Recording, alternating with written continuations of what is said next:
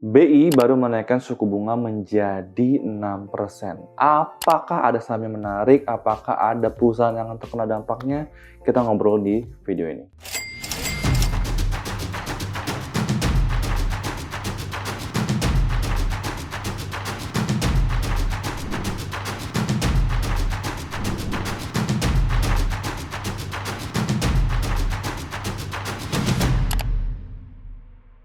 Halo, salam kenal. Nama gue Yusuf Arifin Yusuf. Buat kalian yang baru pertama kali main ke channel ini, welcome to our channel. Di channel ini gue bisa share tentang pasar saham, tentang investasi, tentang properti, maupun seputar tentang bisnis. Dan hari ini kita akan belajar sedikit tentang suku bunga dan apakah ada hubungannya dengan perusahaan-perusahaan yang listing di Bursa Efek Indonesia. Pertama-tama, gua sangat setuju kalau BI menaikkan suku bunga menjadi 6%. Kenapa? Karena rupiah sekarang udah di 15.800 lebih. Angka yang menurut gua udah nggak enak banget bagi kita pelaku bisnis. Gua mau contoh, gua punya toko roti dan toko kue. Nah, ini ada beberapa bahan yang secara tidak langsung kita menggunakan import. Bukan gue yang import langsung, tapi ada distributor yang mengimport langsung dari luar negeri. Contohnya misalkan nih, dus aja, walaupun secara tidak langsung, itu setiap USD naik, harganya itu printingan dus, yaitu naik, packaging jadi naik. Kedua, misalkan cream cheese, whipping cream, ya kan, itu kebanyakan ya import dari Australia dan luar negeri. Jadi kayak gua aja, walaupun porsi tidak terlalu besar, setiap kali USD naik itu gua bisa kena dampaknya. Dimana sekarang sudah di akhir tahun dan di bulan Desember itu adalah high season untuk liburan. Banyak banget orang yang liburan ke luar negeri dan mereka akan beli US dollar. Itu membuat demand US makin tinggi dan membuat rupiah melemah. Kalau sekarang ini tidak ditekan, nanti bayangin aja, mungkin jangan-jangan sampai akhir tahun bisa ke 16.000. Mudah-mudahan sih enggak ya. Yang ketiga, ada nggak sih perusahaan yang diuntungkan atau dirugikan di saat US dollar naik atau di saat kenaikan suku bunga ini? Tentu jawabannya pasti ada. Yang pertama, dari kenaikan US dollar atau melemahnya rupiah. Ini diuntungkan buat perusahaan-perusahaan yang porsi ekspornya tinggi. Biasanya kan bisa di laporan keuangan kalau misalkan ada keuntungan atau laba dari kurs, selisih kurs. Nah, itu biasanya perusahaan diuntungkan atau dirugikan oleh ekspor. Nah, tapi kebalikannya itu adalah yang import. Porsi importnya tinggi, otomatis dia di laporan laba rugi kurang begitu bagus karena akan ada namanya kerugian dari selisih kurs ini. Sekarang giliran suku bunga. Karena naik, yang kepikiran oleh banyak orang itu adalah sektor properti, makin lama makin buruk. Tapi saya sedikit tidak setuju. Nah, mari kita bahas lebih mendalam lagi. Di tahun lalu ada beberapa investor saham yang bilang kalau kenaikan suku bunga itu akan yang membuat sektor properti tidak naik. Lalu sekarang di awal tahun dia bilang The Fed itu sudah cukup untuk menaikkan suku bunganya. Jadi sektor properti akan diuntungkan. Tapi kenyataannya sekarang malah kebalikannya kan. The Fed malah mungkin masih akan menaikkan suku bunga. Jadi ingat, kalau saya tidak akan telan mentah-mentah berita seperti ini. The Fed naikin suku bunga atau BI menaikkan suku bunga. Tapi menurut saya kita harus realistis. Itu kita harus cek di lapangan. Ini adalah mungkin berita di awal Oktober atau mungkin di akhir September.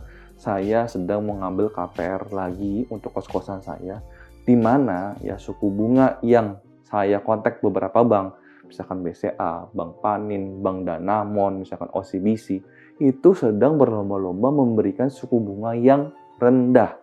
Ya, tapi sebelum BI mengumumkan suku bunga naik dari 5,75 ke 6%. Tetapi ya ini perlu diingatkan, ini berbeda dengan zaman dulu yang dimana apabila BI menaikkan suku bunga, bank langsung menaikkan suku bunga kreditnya, pinjaman kerja, KPR, dan lain-lain. Tapi sekarang gapnya ini juga sama, makin lama makin kecil. Jadi kita butuh cek ke lapangan, ya. Oh ternyata bank yang kita mau KPR itu bunganya belum naik banget, Berarti kan sektor properti sebenarnya tidak terlalu dirugikan.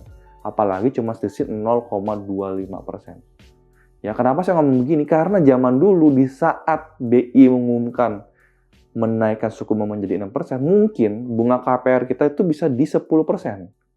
Tapi sekarang ya, BI pas suku bunga 5,75%, KPR aja kita masih bisa dapat di 4-5%. Jadi di bawah dengan suku bunga BI. Nah, ini berbeda banget dengan zaman dulu. Jadi kita tidak bisa membandingkan sekarang dengan zaman dulu. Jadi jangan langsung mengambil kesimpulan sektor properti jelek.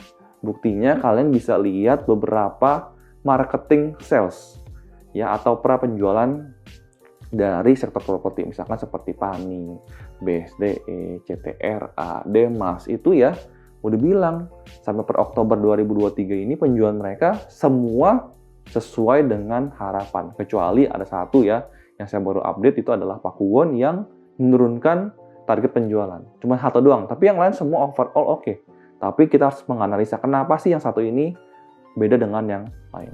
Jadi kalau saya pribadi fokusnya ke kinerja dan valuasinya saja. Kita sekarang ambil contoh 2 saham properti yang menurut saya cukup menarik. Yang pertama itu adalah saham BSDE. Kita bisa lihat ya, sekarang PE rasionya di sekitar 6,71 kali.